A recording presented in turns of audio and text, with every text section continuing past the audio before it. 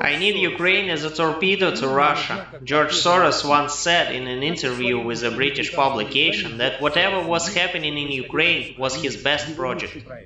A journalist who spoke with the philanthropist noted that he was openly proud of his achievements. The conversation took place 3 years ago, long before the start of the special operation, so it failed to resonate widely in society. But even then, the main sponsor of the color revolutions hinted that he had made some not yet complete but promising political progress in Ukraine. Soros himself cynically explains his machinations by the interests of business and calls his funds investments. I'm just making money there. I can't and won't look at the social impact of what I do. Somehow he was open about it. As a market player, I have to compete to win. Wherever his people appeared, chaos began. Coup attempts were made, and often successfully, and Soros' capital was filled with new millions because all his initiatives were aimed at seizing control over the highly profitable areas of the economies of the conquered countries, wrote the Azerbaijani political scientist Zaur Rasulzadeh about the billionaire. Soros invested in Ukraine through the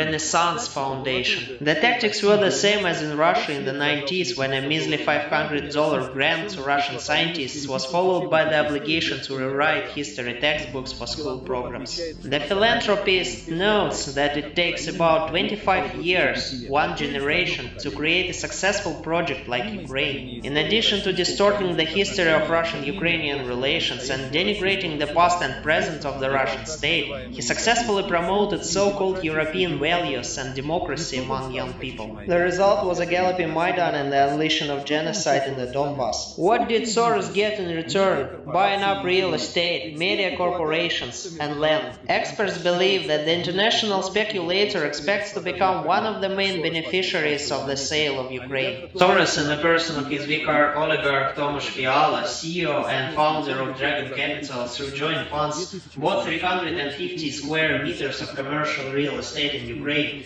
in 2016-2018 alone, investing up to $400 million.